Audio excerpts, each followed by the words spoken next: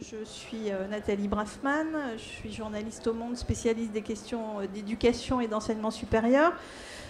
Donc là, on va parler pendant une petite heure des concours des écoles d'ingénieurs, comment on les prépare. Je vais demander aux intervenants de se présenter assez rapidement. Je poserai quelques questions et puis après, ce sera à vous de poser des questions si vous le souhaitez. Oui. Bonjour, je suis Nelly Rires, je suis vice-présidente du pôle Léonard de Vinci et donc en termes d'école d'ingénieurs, les Sylves. Ici, j'y suis aujourd'hui avec une casquette du concours Avenir. Je représente le concours Avenir dont fait partie cette école. Concours Avenir qui est un concours post-bac, puisque j'ai vu qu'à la tribune, il y avait différents niveaux. Concours post-bac qui regroupe aujourd'hui 6 écoles, l'ECE, l'EPF, l'ESTACA, l'EISTI, les Sylves et, j'en ai oublié une, j'ai oublié l'EXI à La Rochelle. Voilà. Bonjour, je suis Georges Cuinier, je suis le responsable du service formation ingénieur généraliste à l'école des mines de Douai, l'école des mines de Douai qui fait partie de l'Institut Mines Télécom.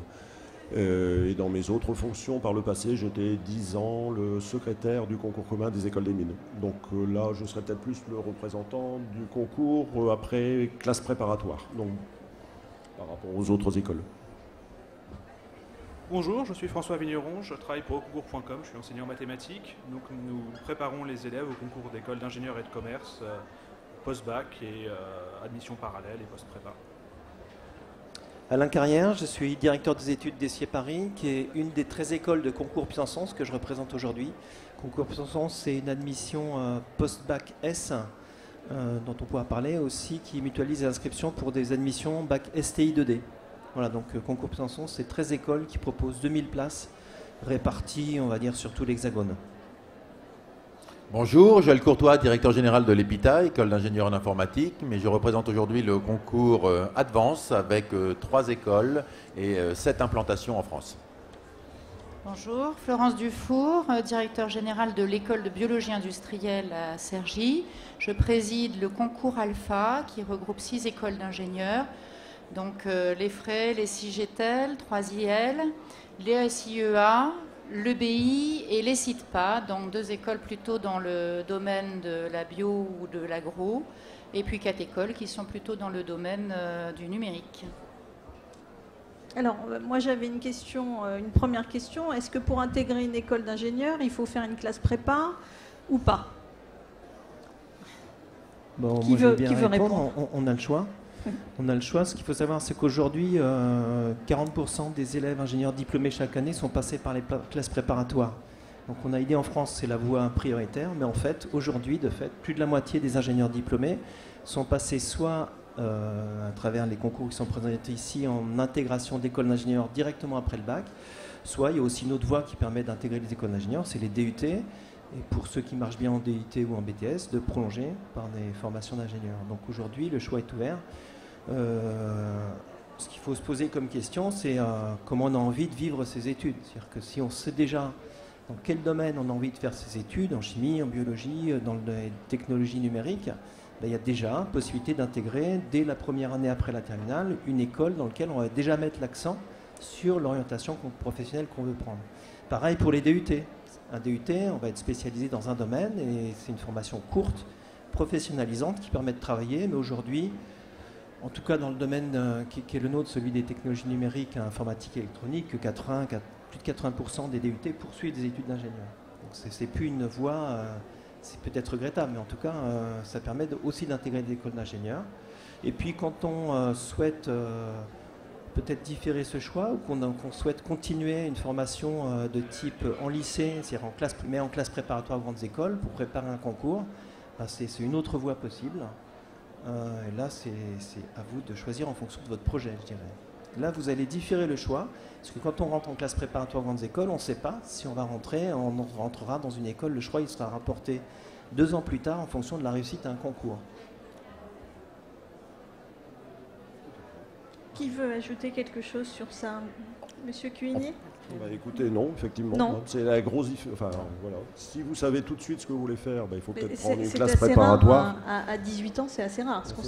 C'est pour ça que, en général, forcément, comme nous sommes des écoles plus d'ingénieurs généralistes, eh bien, 2 années de classe préparatoire, ça permet de temps de réfléchir. Et en plus de ça, lorsqu'on rentre dans une école d'ingénieur généraliste, on ne fait pas le choix tout de suite non plus de ce qu'on veut faire. Vous construisez votre parcours au fur et à mesure, en fonction des stages que vous allez réaliser, en fonction des cours que vous allez suivre, en fonction des discussions que vous allez faire. Et les parcours sont suffisamment variés pour ensuite arriver là où vous voulez. Mais voilà, c'est la différence. Juste à savoir que j'adhère absolument à tout ce qui a été dit et je représente des écoles post-bac. Néanmoins, il faut savoir que pour les écoles les plus prestigieuses en France, c'est la voie des classes préparatoires qu'il faut emprunter. Il ne faut pas se leurrer, les admissions parallèles sont très très faibles.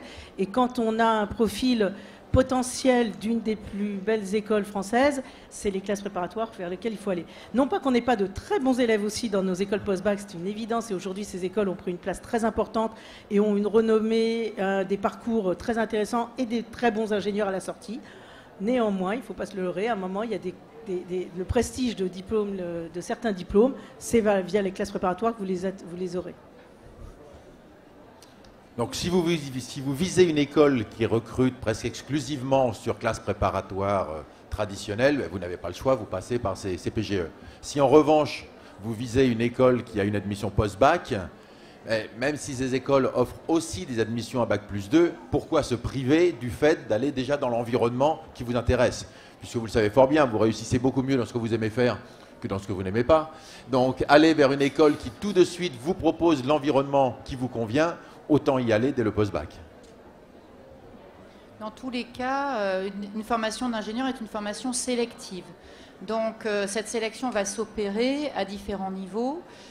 Et donc il est tout à fait logique que certains élèves aient en tête de démarrer effectivement tout de suite et de se mettre dans cet environnement porteur, d'avoir le cocktail des différentes matières enseignées qui est idéal pour eux et que les choses puissent fonctionner immédiatement avec les anciens élèves, avec des élèves plus avancés dans leur projet et que ces éléments-là soutiennent leur motivation. Et donc c'est également tout à fait concevable qu'un élève ait besoin de se frotter à l'excellence de la classe préparatoire, à la sélectivité qui en découle et donc au classement inéluctable qu'il y aura à la fin, même si de temps en temps, eh bien, il n'a pas forcément ce qu'il visait. Mais évidemment que les élèves se repositionnent très vite puisque ce sont forcément de belles écoles que l'on intègre après une prépa. En tout cas, choisir une école d'ingénieur, c'est déjà une garantie de bons métiers car la sélectivité s'opère au début et non pas au fur et à mesure de chaque année qui passe. D'accord. Et alors, pour rentrer dans le vif du sujet, comment on se prépare? Est-ce qu'il faut faire, je ne sais pas moi, des prépas privés? Est-ce qu'il faut faire toutes les annales qui sont en ligne, je crois, souvent? Comment on fait? Alors, je veux bien essayer. Comment on fait? Déjà, on se déstresse. Déjà, on se déstresse et on reste sur son objectif, mais il ne faut pas penser non plus qu'on est, même si nos formations sont toutes sélectives, on n'est pas dans des euro-pièges, on n'est pas dans des choses inatteignables.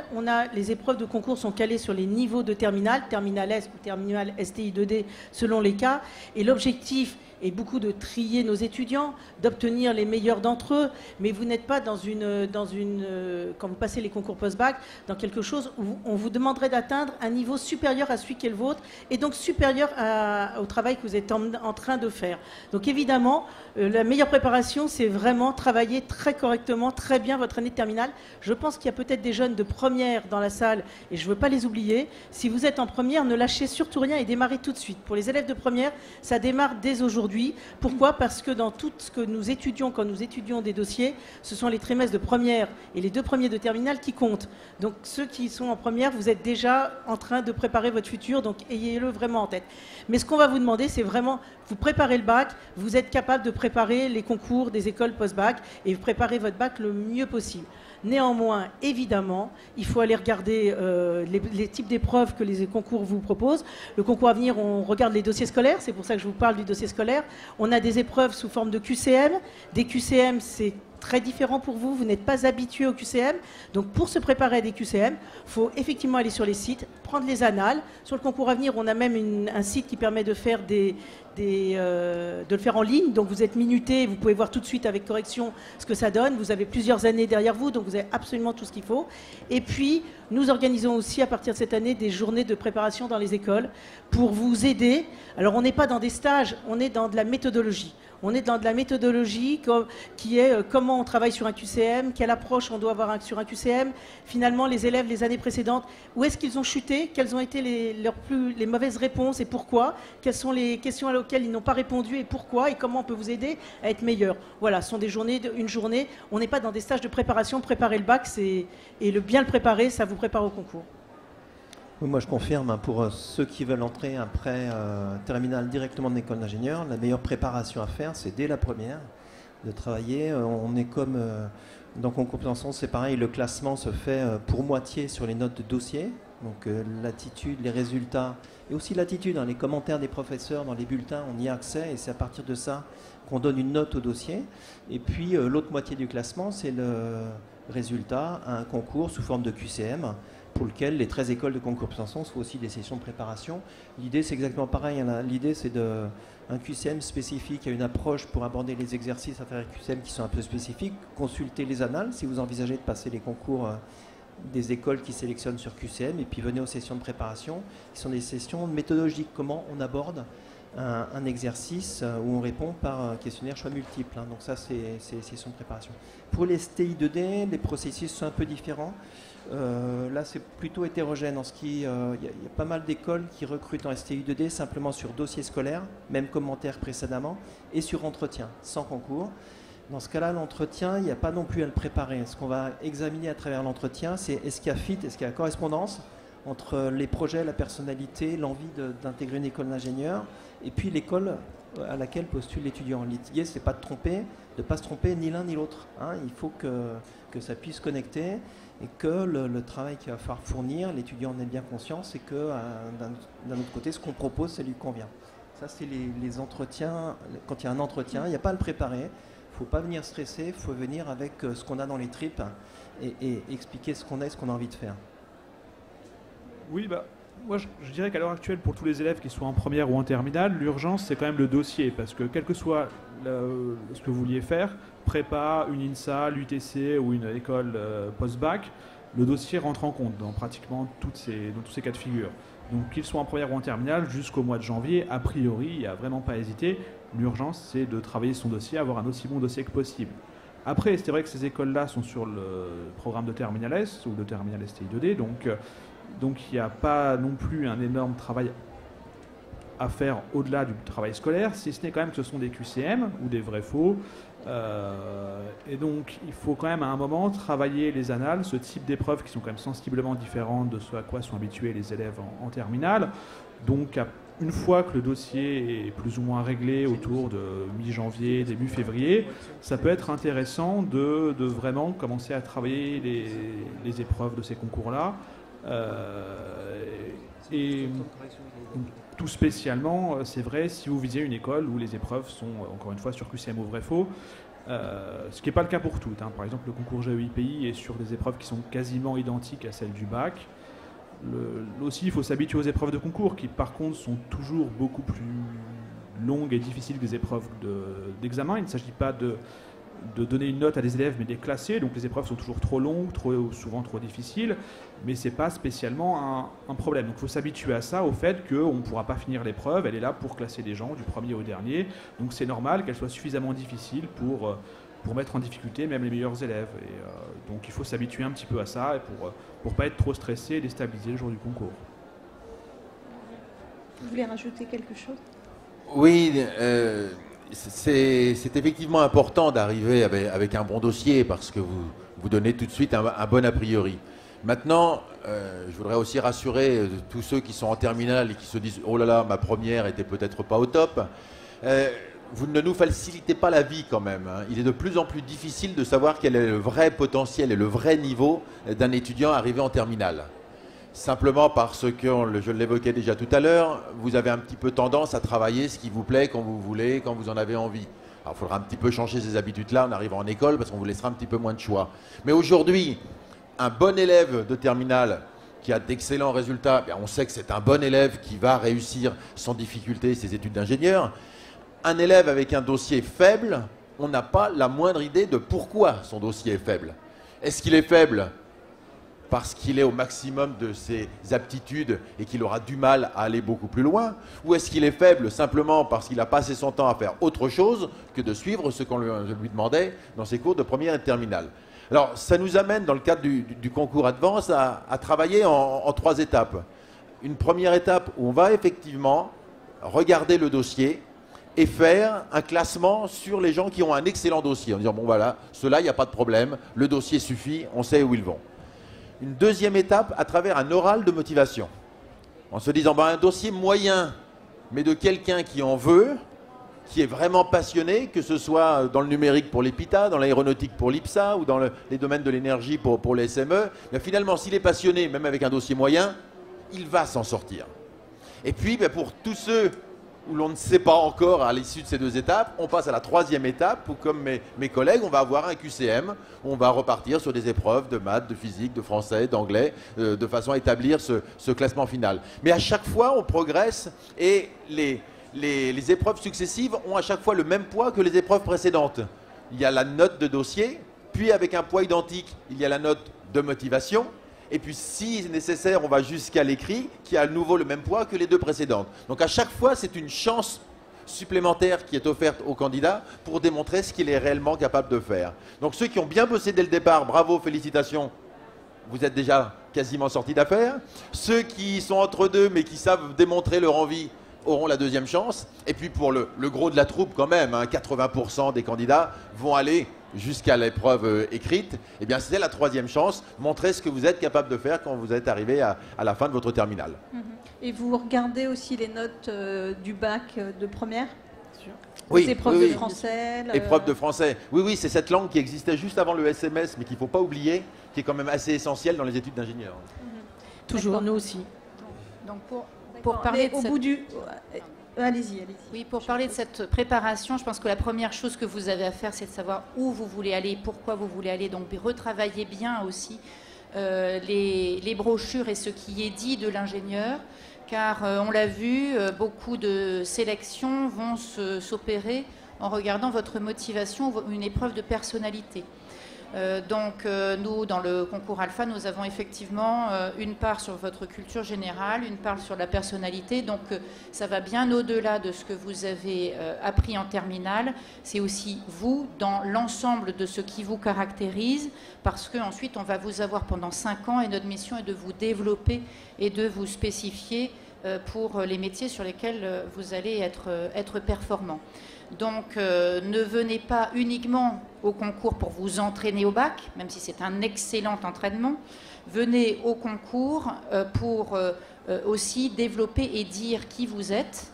Et vous le dites aussi bien dans des épreuves où il n'y a que des QCM de maths et de physique par simplement le choix que vous avez opéré de faire telle ou telle question, vous parlez de vous de manière indirecte, ou bien dans certains processus de sélection, vous allez devoir composer ou à l'écrit ou à l'oral sur qui vous êtes et ce qui vous caractérise et vos forces et vos faiblesses. Donc préparez-vous aussi à ces éléments-là qui sont extrêmement importants pour nous tous au global, quelle que soit la méthode de sélection que l'on ait inventée ou déroulée. Mais si on regarde au bout du compte les jeunes que vous allez intégrer dans vos écoles d'ingénieurs, ils ont tous mention au bac, mention très bien, mention bien, mention... Alors on sait qu'il y a énormément de mentions aujourd'hui, mais est-ce que vous intégrez aussi des élèves qui n'ont pas de mention? Oui, on intègre aussi des... Alors moi, là, je n'ai pas les statistiques globales pour les 13 écoles de concours de sens. Donc pour ici à Paris, la moyenne au bac de ceux qui ont intégré est proche de 14. Et ça veut dire qu'il y en a qui ont une mention très bien, il y en a qui n'ont pas eu de mention. En valeur moyenne, pondérée sur l'ensemble des 200 élèves qui ont intégré, la moyenne est à 14. Donc, mais certains ont eu le bac juste avec 10 et demi, ils ne sont pas très nombreux, mais ils s'en sortent bien. Ils s'en sortent bien. Sur le concours à venir, il y a aussi très majoritairement des mentions. Effectivement, comme vous le dites, il y a plus de mentions aujourd'hui. On a, je n'ai pas exactement, mais je pense qu'on est entre 13,5 et 15 et quelques, enfin je pense dans les moyennes, très majoritairement. Maintenant, le fait de passer des épreuves, de ne pas simplement regarder du dossier à un moment donné, donne sa chance à tout le monde. C'est aussi ce que l'on a souhaité faire dans le concours à venir. On a un système où on regarde notre étude de dossier. Et à l'issue de l'étude de dossier, on est capable, effectivement, on déclare des candidats grands classés. Grand classé, ça veut dire, au vu du dossier, on sait qu'ils ont absolument le niveau de nos écoles. Franchement, qu'est-ce que l'on fait? On se projette sur des mentions très bien, voire bien. C'est ce qu'on imagine que vont avoir nos étudiants. Quand on regarde après, on ne se trompe pas. Tous ceux qu'on a grand classés ont globalement il y a des exceptions évidemment, mais globalement on a des mentions bien et très bien dans nos grands classés. Ce qui ne veut pas dire qu'on n'en a pas au moins autant dans ceux qui passent les épreuves. Mais au moins c'était visible sur le dossier. Puis tous les autres... Ceux-là, ils ne passent pas les épreuves. Ceux-là, nous, on ne leur fait pas passer les épreuves. C'est ce qu'on appelle des grands classés. Ça ne veut pas dire qu'ils sont admis. Être grand classé ne veut pas dire qu'on est admis. Pourquoi? Parce que tous nos concours, on est sur le système admission post-bac. On ne l'a pas encore évoqué, ce gros mot qui n'est pas un gros mot, mais APB, admission post-bac. Et le système d'admission post-bac fait que l'affectation dans une école se fait en fonction d'un rang dans un classement, du nombre de places de l'école, des vœux qu'aura fait le candidat, c'est-à-dire comment il aura classé chez choix, et ce qu'auront fait les autres avec lesquels il concourt. Donc tout ça est un phénomène un petit peu complexe qui fait que c'est pas parce qu'on est grand classé, on a juste été dispensé des épreuves que forcément on aura l'école de son choix. Il faut vraiment faire la différence. Néanmoins, nous, c'est le regard, il a le niveau de nos écoles, sûr. Et puis tous les autres, on leur fait passer les épreuves écrites, les mêmes. Et là, l'égalité veut qu'on fasse faire la même chose à tout le monde à travers des épreuves écrites. Et on se rend bien compte que la façon dont les épreuves du concours à venir classent, ça correspond vraiment à une réalité de niveau. On n'a pas souhaité faire d'entretien. C'est un vrai choix du concours à venir de ne pas faire d'entretien parce que d'abord, on a énormément de candidats et on aurait un petit peu de mal à le faire, en tout cas. Mais surtout, certaines des écoles faisaient des entretiens avant et n'en font plus via le concours à venir. Et on se rend compte que les profils que l'on recrute sont au moins aussi motivés, sont au moins autant les profils qu'on recrutait avant. Parce que le niveau académique veut dire quelque chose et les jeunes de terminale, ils font un vrai travail. Vous êtes en train de le faire aujourd'hui, de choix des écoles, de connaissance des écoles et d'être capable de trouver finalement celle qui vous convient le mieux à votre projet. Et en faisant ça, on se rend compte qu'intègrent nos écoles des étudiants extrêmement motivés pour nos écoles spontanément, puisqu'ils ont mis dans leur vœu l'école assez haut, c'est qu'elle leur plaisait et que finalement, derrière, il a le bon niveau. Donc on peut aussi très bien avoir un très bon recrutement. Le concours Puissance 11, je crois ne pas me tromper, a la même logique que nous. Hein, et on a des très bons recrutements, même sans ces entretiens. D'accord. Pour nous, l'entretien est un petit peu incontournable. On recrute vraiment sur des images de passionnés. Et je crois que la caricature, parmi les trois écoles du concours Advance, les informaticiens sont certainement ceux pour lesquels on a le plus de mal à identifier le vrai niveau. Un jeune passionné d'informatique en première, en terminale ou quelquefois même depuis sa 6e est capable d'avoir des résultats très moyens dans son parcours scolaire. Et il vous explique gentiment, c'est normal, je passe tout mon temps sur ma machine, comment voulez-vous que j'ai le temps de travailler au lycée? Je n'ai pas de temps à perdre avec ce qu'on m'enseigne au lycée. Alors là, notre critère devient de dire, a-t-il le niveau suffisant pour suivre notre programme? Puisqu'il y a malgré tout, dans une classe préparatoire, une exigence de niveau qui est largement supérieure à ce qui est demandé en terminale. Il y a un changement de rythme quand même extrêmement violent. Je suis toujours très surpris en début d'année de demander aux étudiants qui a travaillé pour préparer le bac. En général, c'est de l'ordre de 10%. Cette année, ça a été 0. Sur 300 recrutés cette année en sup, il n'y en a pas un seul qui a levé la main quand je lui ai demandé s'ils avaient travaillé pour préparer le bac. En gros, ils étaient là. Oui, ils étaient là, ils ont suivi, ils étaient présents physiquement et ça a suffi pour réussir le bac. Donc, c'est un petit peu inquiétant parce que le régime de la prépa, c'est autre chose. Mais on se retrouve en fait devant des jeunes qui vont se révéler à un moment donné. Et pour nous, l'entretien est essentiel pour déterminer si d'une part, il y a le niveau minimum pour suivre. Le but n'est quand même pas d'échouer au bout de 6 mois ou d'1 an. Donc il faut absolument, absolument valider ce niveau d'entrée. Mais à côté de ça, la motivation est absolument essentielle. Et entre un étudiant moyen qui ne sait pas pourquoi il est là, pardon, et un étudiant un peu plus faible, mais qui a une envie débordante de s'exprimer et de développer ses compétences, le deuxième réussira mieux. Il n'y a aucun doute sur ce point-là. Donc c'est ce qui nous amène à avoir ce processus d'oral, alors qui est extrêmement lourd, comme le disait ma collègue. Faire passer plusieurs milliers de candidats à l'oral, ça demande une mécanique extrêmement lourde, mais qui est pour nous incontournable pour détecter ces talents. D'accord. Et alors, quel profil faut avoir pour intégrer une école d'ingénieur? Moi, d'abord, avant, je voulais simplement parler, justement pour ceux qui veulent faire des classes préparatoires, puisque c'est le but, c'est de préparation au concours. Là, les classes préparatoires sont faites pour ça. Donc, vous allez avoir 2 années pendant lesquelles vous allez passer des concours, enfin des écoles orales et écrites, et qui vont vous préparer à passer les concours. En plus de ça, vos professeurs vont être capables de vous dire, en fonction de votre niveau, eh bien, il existe plusieurs concours, enfin, il existe de nombreux concours à la fin des classes préparatoires. Il y en a des plus ou moins faciles, forcément pour entrer dans des écoles d'ingénieurs plus ou moins prestigieuses, mais vous aurez la possibilité, en règle générale, de choisir 3 concours. Un concours qui correspond à votre niveau, un concours qui est d'un niveau supérieur, mais qui vous fait peut-être rêver parce qu'il y a des écoles un peu plus intéressantes, et un concours peut-être plus simple où vous êtes sûr de trouver une place en école d'ingénieur. Mais en tout cas, la préparation, ce sont ces 2 années de classe préparatoire qui vont permettre de passer ces concours dans de bonnes conditions. Donc, il n'y a pas, la préparation est beaucoup plus simple de notre côté. Mais tous les élèves qui font une classe prépa trouvent une place dans une école d'ingénieur? Ah oui. Alors, actuellement, lorsqu'on regarde justement le site ESCEI, qui en fin de classe préparatoire permet de voir où sont passés les élèves, on a plus de places en école d'ingénieur qu'il n'y a d'élèves.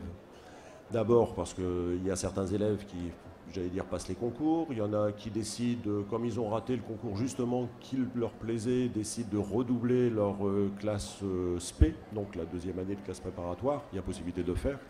Et il y a aussi d'autres élèves qui décident de faire des classes préparatoires, mais pour ensuite partir à l'université. Donc ils quittent carrément le système grandes écoles pour pouvoir rentrer ailleurs. Donc il n'y a aucune inquiétude là-dessus, vous êtes tous sûrs. Alors forcément, après, il y a, comme on l'a dit aussi tout à l'heure, tout niveau dans les écoles d'ingénieurs, mais je pense que chacun peut trouver son choix sans problème. Je pense qu'il faut aussi savoir, alors c'est vrai qu'il y a différents niveaux, vous le dites, il y a différents projets aussi, hein, il faut le savoir.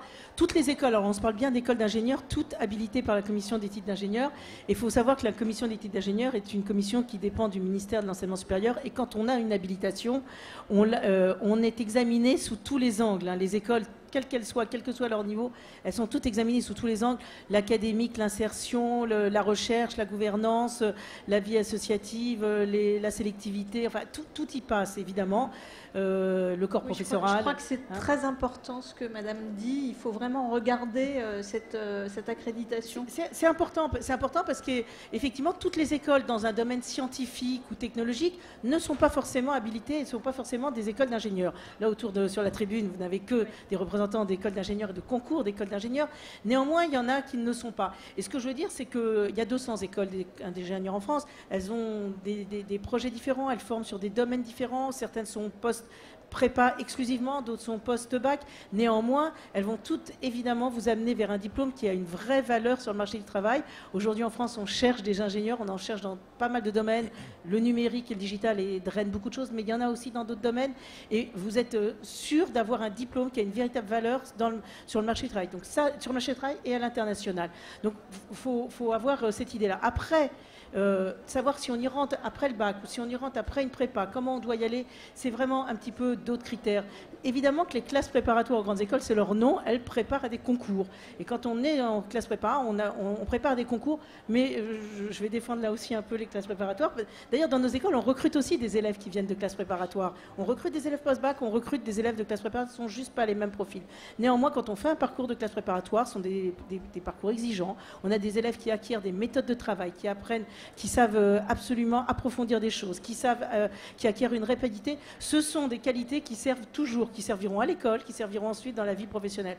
Donc au-delà même de préparer les concours, on y apprend plus de choses que préparer des concours quand on passe par une voie des classes préparatoires. Et puis quand on va dans des écoles post-bac, classe préparatoire, on dit souvent classe préparatoire intégrée, hein, on fait des sciences, on fait des maths, on fait de la physique, on fait d'autres disciplines, ce sont des classes préparatoires. Simplement, on les fait dans un autre rythme. On les fait pas pour préparer un concours, on les fait pour se préparer à l'école dans laquelle on est rentré.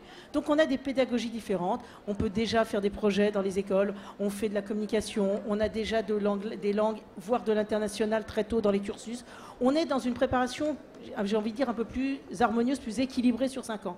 Néanmoins, l'objectif c'est le même, c'est un diplôme qui est un diplôme habilité d'une valeur réelle sur le marché du travail. Très bien. Écoutez, si, là c'est bon, là, on va passer aux questions dans la salle. Si vous en avez, n'hésitez pas.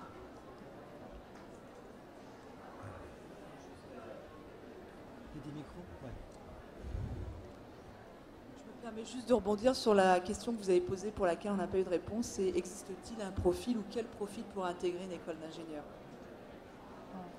Alors on va d'abord dire que les jeunes doivent être curieux. Ça, c'est la première chose, avoir de la curiosité, avoir de la ténacité, avoir une aptitude à être organisé, à classer, à résoudre des problèmes.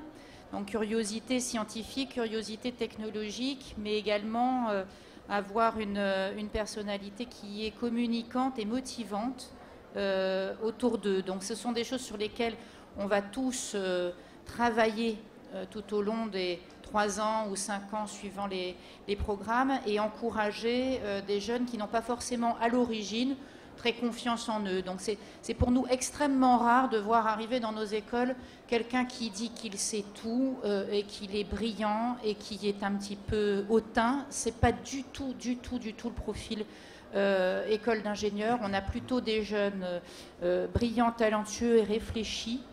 Pas forcément toujours parfaitement communicants, mais là on apprend à le développer, mais toujours très curieux, aimant la complexité et sachant pertinemment qu'ils auront à faire accepter à la société des nouvelles technologies, qu'ils seront facilement mis en cause sur leurs responsabilités et aspirant aussi à cette communication et au fait que le progrès avance. Donc au fond de leur cœur, c'est des gens qui croient encore que le progrès génère des bienfaits pour l'humanité et c'est quand même pas la majorité en Europe. Hein. Il y a plus de 50% des Européens qui pensent que cette phrase est fausse. Donc nous recrutons nos ingénieurs parmi les jeunes qui pensent que cette phrase est vraie et nos corps professoraux en sont intimement persuadés. Donc curiosité et capacité d'autonomie et de responsabilité pour ce qui concerne nos écoles.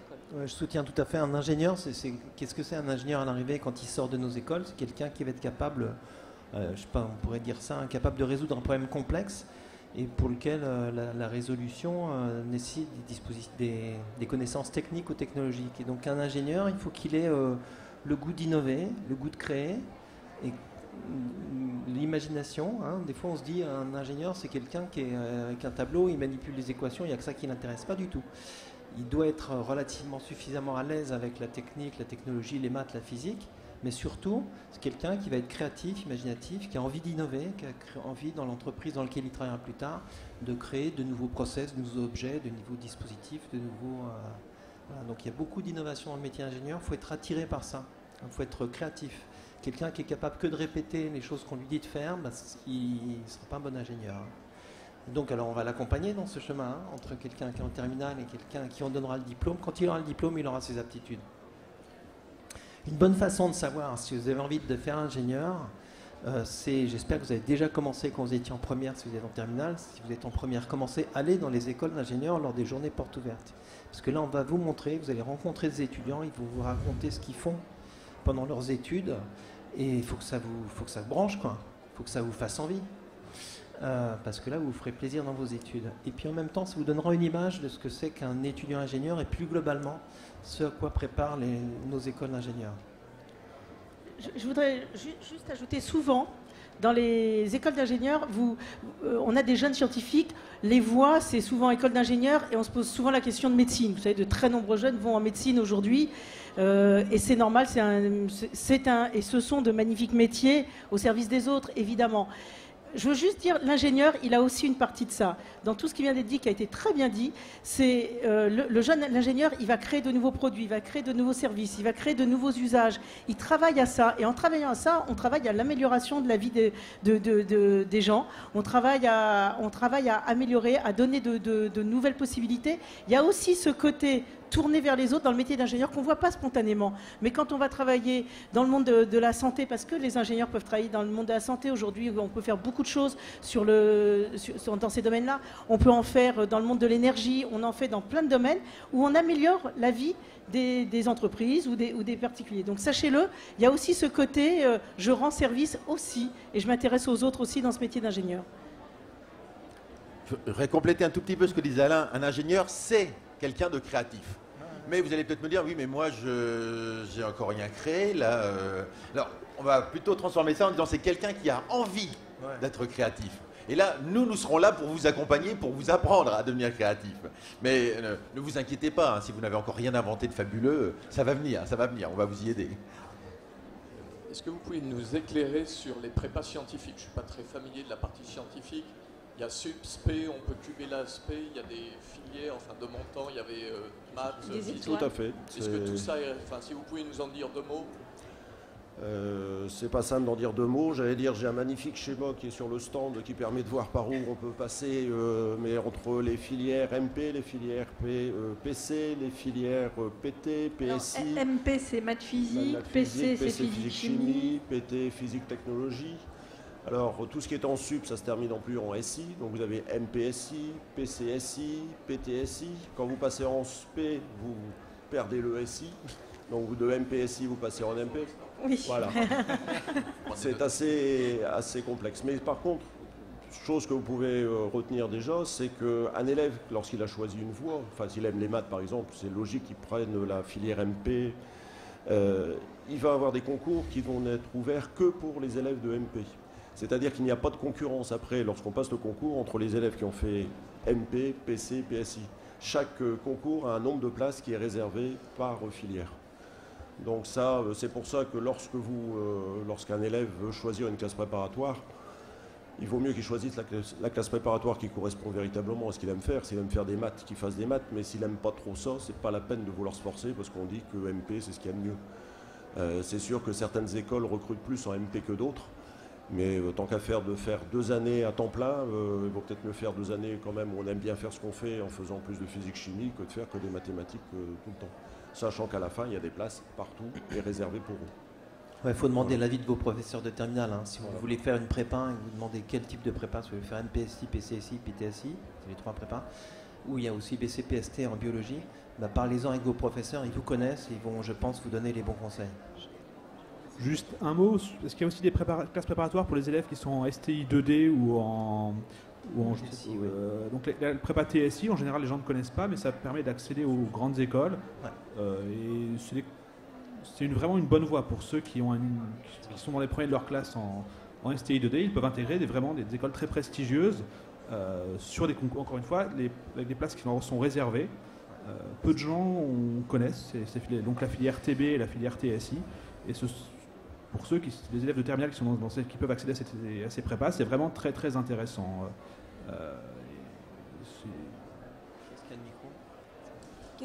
Qu'est-ce qu'on pourrait dire à un jeune qui hésite entre des classes prépa ou la prépa intégrée, alors qu'il veut la filière la plus généraliste possible,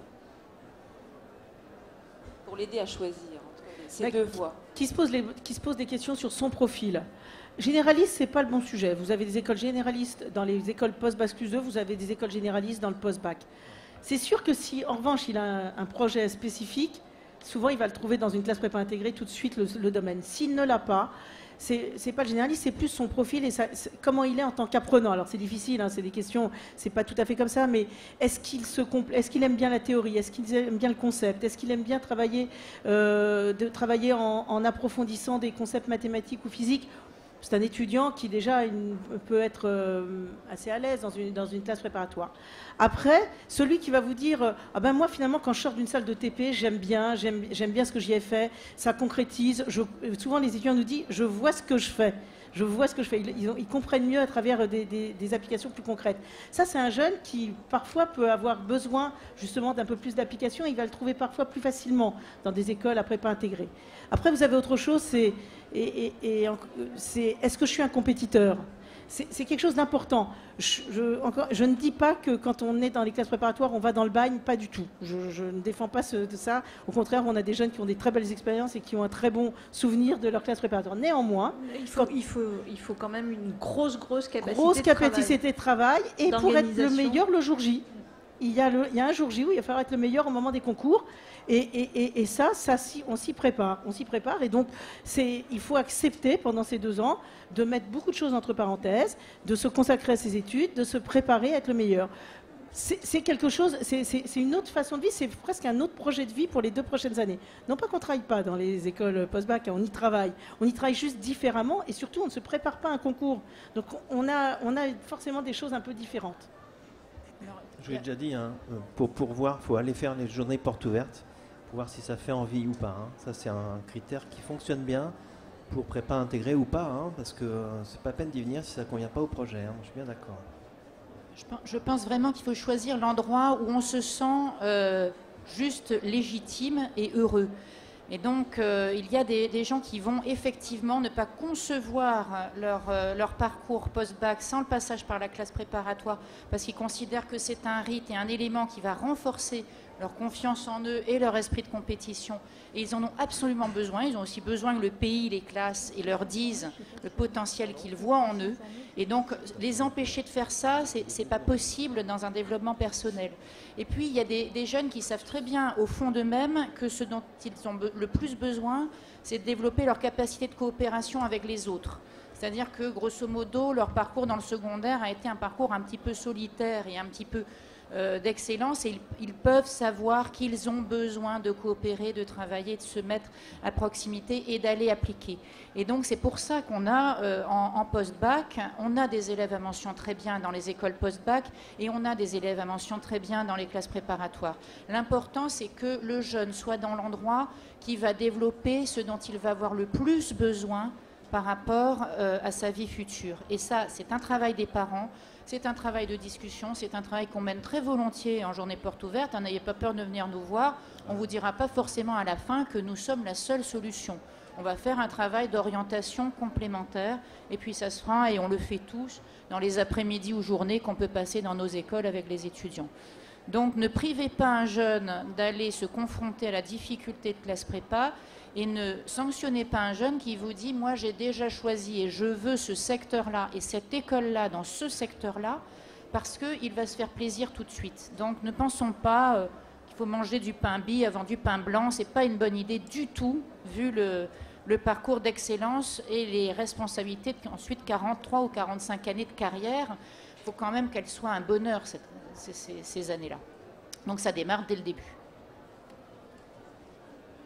Moi, je voudrais savoir, s'il vous plaît, comment on se classe par rapport aux autres écoles internationales qui n'ont pas tout ce parcours de combattant qu'on a en France pour arriver à accéder à une école d'ingénieur. Alors, à l'international, la règle, la bizarrerie française qui est d'avoir des formations sélectives et une université non sélective, à l'international, c'est l'inverse. La règle, c'est que l'université est sélective. Et donc, il y a des formations à l'extérieur qui ne le sont pas. Donc, la bizarrerie française n'est pas une bizarrerie du tout, puisque, grosso modo, un diplômé de master sur 3 sort d'une grande école, de la conférence des grandes écoles. Hein. Donc, ce n'est pas une bizarrerie. La seule chose peut-être qu'on peut dire de l'ingénieur à la française, c'est qu'il y a une polyvalence qui est recherchée par notre pays, et que peut-être dans d'autres pays, l'ingénieur est beaucoup plus un spécialiste qui va faire sa carrière dans un domaine précis et dans un sous-domaine et qui va y rester pendant très longtemps. Donc ce qui est étrange dans notre pays, et parfois pas très bien compris de pays, et notamment de l'Allemagne, c'est qu'on va donner vraiment cette capacité à évoluer dans plusieurs matières, plusieurs secteurs, plusieurs spécialités pour toute une vie. Donc pour un Allemand, ça ne paraît pas très crédible ni très solide tout ça. Mais pour un Américain, c'est compris. Et puis, bon, nos ingénieurs s'exportent bien. Hein. 20% des premiers emplois à l'international, au global des grandes écoles, ça a beaucoup changé ces dernières années, puisqu'on était à moins de 7%, il n'y a que 5 ans. Alors, je crois qu'il y a une excellente, ne vous inquiétez pas sur ce point-là, il y a une excellente reconnaissance des écoles d'ingénieurs. Il est vrai qu'il y a 20 ans, le schéma paraissait un petit peu confus. Depuis, tous les pays sont venus regarder un peu ce qui se fait en France. Nous sommes sollicités en permanence par des universités étrangères qui viennent voir le modèle des écoles à la française, en se disant comment arrivez-vous à faire à la fois des gens qui sont des scientifiques, qui sont brillants dans le domaine des sciences, et qui en même temps sont opérationnels et capables d'évoluer dans leur métier. Et ça, c'est un élément qu'évoquait Florence qui est très important, de se dire que dans un monde qui bouge en permanence, former des hyper spécialistes très tôt, ce n'est pas une bonne idée. Il faut avoir une formation généraliste jusqu'à un certain point pour être capable d'évoluer dans le futur, et puis on se spécialise sur la dernière année pour être opérationnel en entreprise. Et ce modèle d'école d'ingénieur à la française où il y a la partie scientifique, générale, les langues, le management associé à une compétence technique, c'est un domaine que tous les pays viennent voir. Actuellement, sur la promotion de cette année, j'ai 22 nationalités dans l'école. Donc ça vient de tous les pays découvrir, à tel point que nous avons bâti un cursus entièrement en anglais pour ceux qui ne maîtrisent pas suffisamment le français au moment où ils arrivent, et en même temps qu'ils commencent leurs études de classe préparatoire intégrée en anglais, ils apprennent le français pour être capables ensuite, dans le cycle ingénieur, de migrer sur des enseignements en français. Donc la reconnaissance existe partout. Vous avez un grade de master qui est associé au diplôme d'ingénieur. À nouveau, ce point reconnaissance. Et même les États-Unis, qui ont été longtemps réticents à reconnaître les ingénieurs français, ont maintenant cette reconnaissance du titre d'ingénieur français comme d'un master américain. Donc il n'y a pas de souci sur ce point-là. Sur l'international, on a vu lors de la... Pardon. On a vu lors de la précédente présentation école de commerce que les écoles de commerce se sont beaucoup équipées pour permettre à leurs étudiants d'étudier à l'étranger. De mon temps, les écoles d'ingénieurs étaient un peu derrière. Comment vous êtes équipés? Ça a beaucoup bougé. Oui. Ça a beaucoup bougé. Aujourd'hui, il n'y a quasiment pas d'école d'ingénieurs où il n'y a pas au moins un séjour obligatoire, enfin quand je dis un séjour, un semestre obligatoire à l'international, parfois plus. Ce sont souvent des semestres académiques. Toutes nos écoles, on a des partenariats partout dans le monde avec des universités. Ça peut être des semestres de stage. On a des cursus en anglais au sein des écoles. On accueille donc des étudiants étrangers. Aujourd'hui, il n'y a plus de diplôme d'ingénieur, d'étudiants qui sort avec un diplôme pratiquement qui n'a pas fait un parcours à l'étranger. On a en plus une exigence de la commission d'études d'ingénieurs qui est de valider un niveau d'anglais, qui est un niveau de sortie, qui est un niveau B2, mais qu'on valide avec des TOEFL ou des TOEIC. L'étudiant français, il est rarement très bon en anglais quand on le récupère, faut le savoir. On peut lui donner plein d'heures d'anglais encore, en rajouter après 7 ans, si on rajoute des cours, on ne va pas encore faire des miracles. Il se passe quelque chose quand il part à l'étranger. Il se passe quelque chose dès qu'il part, dès qu'il va étudier, dès qu'il va travailler dans une autre langue. Et donc aujourd'hui, alors on n'est peut-être pas au niveau des écoles de commerce. Aux écoles de commerce, on a parfois jusqu'à 3 semestres. Certaines écoles le font. Elles le font, on ne le fait pas tous. Néanmoins, il y a de l'international dans tous les cursus aujourd'hui. Pour ajouter simplement, la CTI oblige de toute façon ce départ à l'étranger. Et bon, personnellement, comme je m'occupe d'élèves, la plus grosse difficulté justement, ce sont les élèves qui partent en dernière année, qui font même des doubles diplômes là aussi à l'étranger, comme les écoles de commerce. Et la plus grosse difficulté pour moi, c'est pas de les perdre, se souvenir qu'il y en a qui sont dans telle école, dans telle autre école, ceux qui repartent à droite, ceux qui repartent à gauche, il y en a qui reviennent, il y en a qui repartent. C'est très complexe à suivre, mais je vous assure, les élèves à l'étranger, ils partent très facilement et ils partent très bien. Ma question est la suivante. Un élève de terminale S ayant un dossier moyen ou correct, surtout au niveau des notes, c'est-à-dire un élève qui va avoir des notes réellement moyennes mais avec de bonnes appréciations, et un profil se rapprochant réellement du profil type de l'ingénieur, a-t-il de réelles chances de réussir les concours que vous proposez, par exemple, vous ici? Oui. Oui, puisque la plupart, vous l'avez entendu, dans les différents concours qui sont présents ici, par exemple, la note de dossier, c'est une partie de l'évaluation globale de chaque candidat. Compensant, c'est la moitié, c'est le dossier, l'autre moitié, c'est le concours. Donc quelqu'un qui a un dossier moyen, mais qui va réussir correctement le concours, qui est quand même à jour au niveau du programme de terminale, va pouvoir sortir. Dans les écoles où il y a des entretiens, ça va pouvoir aussi montrer sa motivation. Mais en tout cas, un élève qui est vraiment qui n'a pas du tout montré des résultats corrects maths, physique, chimie et la première année terminale, qui en plus rate les épreuves, ça va être plus difficile. Hein. Mais en tout cas, voilà, il y a une pondération, moitié-moitié en ce qui nous concerne.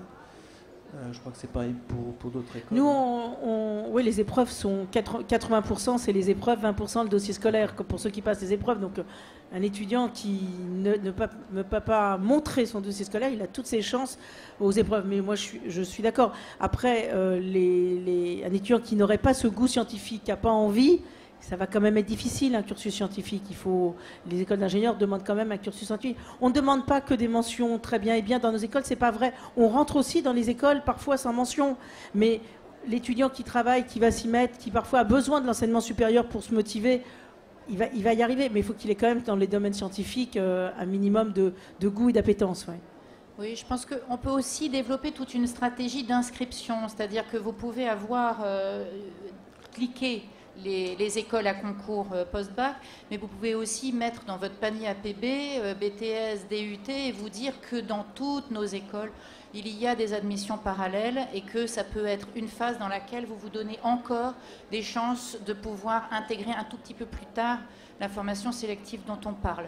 Et puis, bon, on est au mois de novembre, hein, donc le bulletin qui fera foi, c'est surtout le bulletin du mois de janvier. Dans les notes de dossier, c'est entre 20 et 50% pour nos concours post-bac.